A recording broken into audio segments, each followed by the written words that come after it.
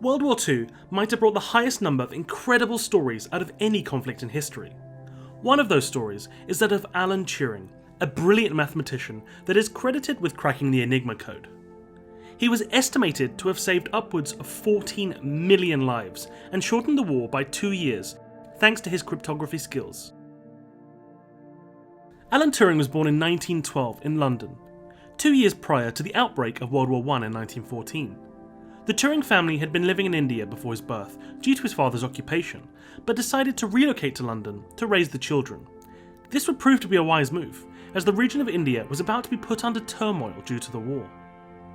However, this same turmoil forced his father back to India following Alan's birth, leaving his mother with 2 sons in London to raise by herself. She soon wished to return to her husband and sent her sons to live with a strict couple. This routine would repeat throughout Alan's childhood, bouncing between carers, his mother, and sometimes both of his parents. As a child, Alan did not display the genius that he would go on to be known for. Instead, he was known to be pretty badly behaved, often throwing tantrums if he could not get his way. He struggled to connect with other children, or even his family, and would be very isolated, much preferring to have his head in a book. Thinking this was just a phase, Alan's mother opted to remove him from school and take on the responsibility of educating him herself. This did not go well, as his grades remained average at best. As a final attempt at fixing his grades, the Turing sent Alan to one of the finest schools in the region, but even this did not improve anything. One of the main reasons for this was that in the 1920s, mathematics and science were just not that important subjects. And unfortunately for Alan, these were the 2 areas that he excelled in. The syllabus was focused around the English language and Bible studies, and having no interest in either of these subjects, Alan floundered in them, so overall this gave him low grades. It got so bad that at one point, he almost faced expulsion over his grades. However, things turned around when Alan Turing finally made a friend. Christopher Morcom was a classmate of Alan's who he idolised and connected with. Rapidly, the 2 boys became extremely close friends, spending all of their time with each other. As a result, Alan became happier and more focused. He tried harder in the subjects he did not care about, and managed to come out of his shell by becoming more confident and outgoing. It was at this point that Alan realised he was a homosexual, having developed romantic feelings for his friend. This bright period was soon dashed as Christopher Morcom fell ill with bovine tuberculosis and died after just 6 days of contracting the illness. Alan was devastated. His world was plunged into darkness, and he found himself once again alone.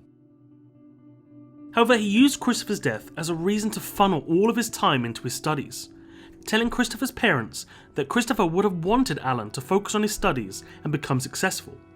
This paid off, as eventually he would receive a scholarship to King's College in London and was one of the best students at the university. This was a time of exploration and development for Alan, both in education and his sexuality. Although he was never one to hide his homosexuality, he also did not advertise it due to the public attitudes of the time.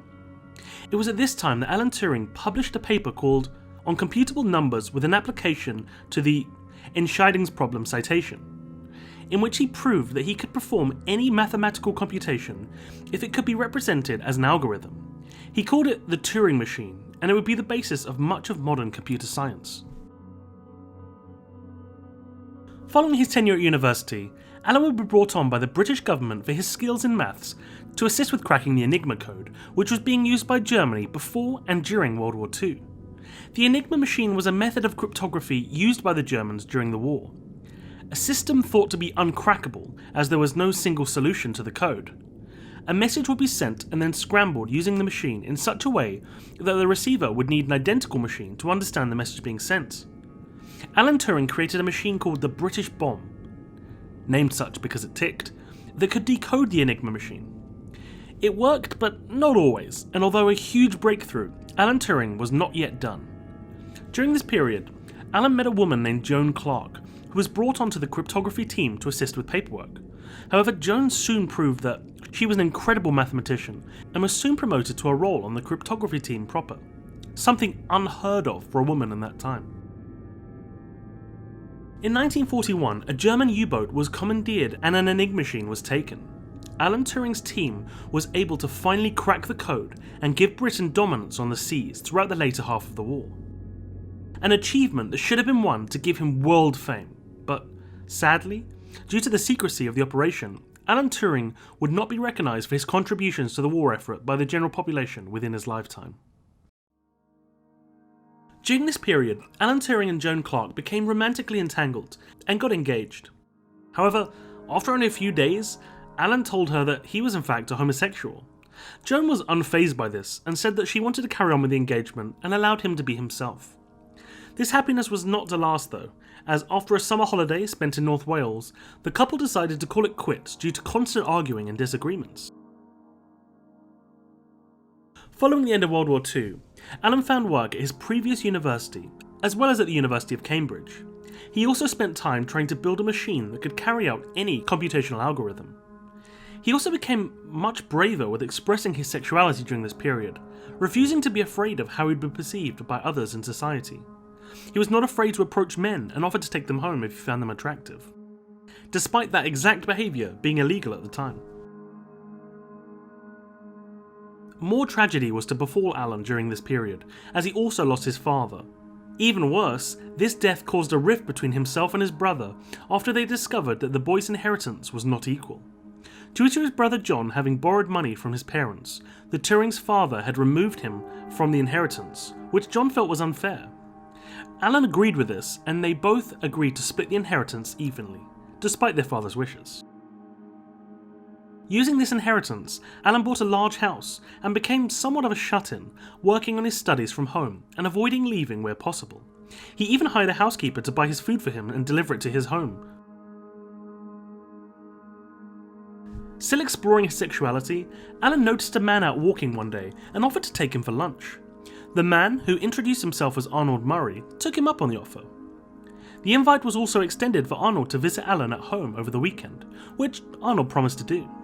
However, Alan was disappointed when no visitor turned up, but he didn't give the man much more thought. Just a week later, fate would put the two men back within each other's path, as Alan bumped into Arnold while on a walk, once again inviting the man to join him at home.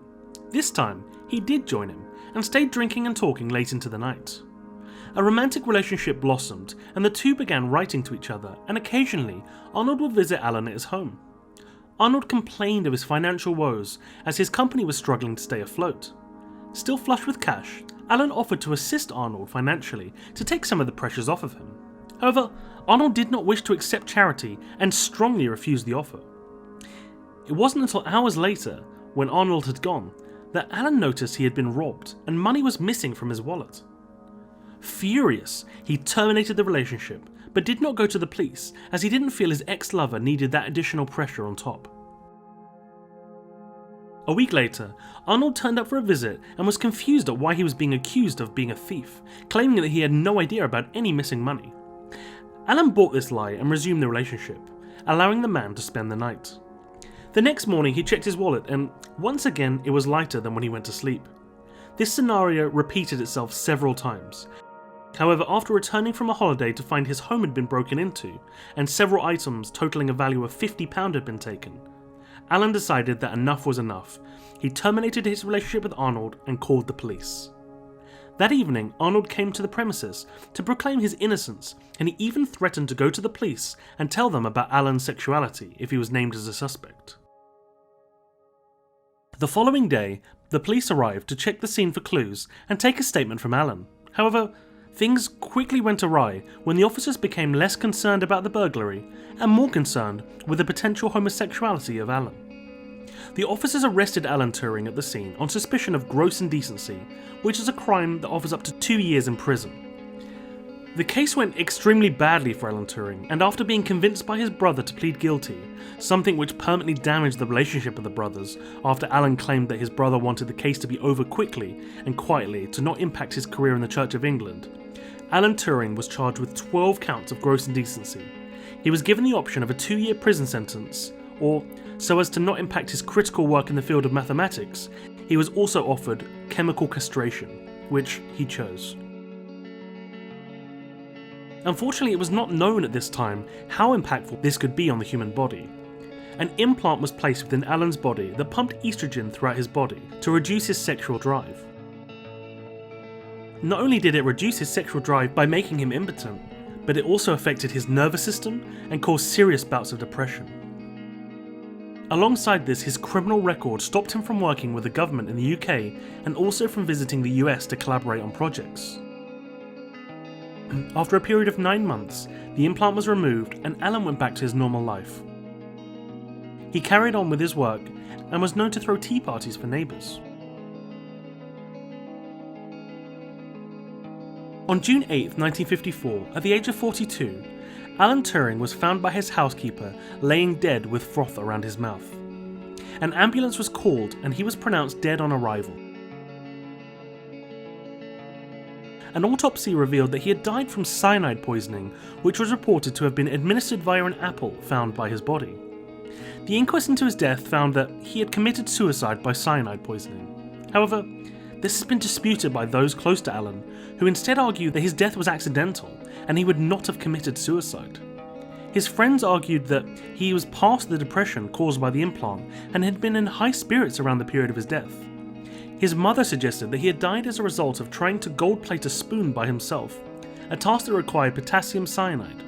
She stated that he would often forget to wash his hands, which she'd scold him for, and thinks that her son likely forgot a safety precaution and accidentally ingested the poison. It is unknown exactly how Alan died, as his inquest was carried out so badly that not much evidence was even taken.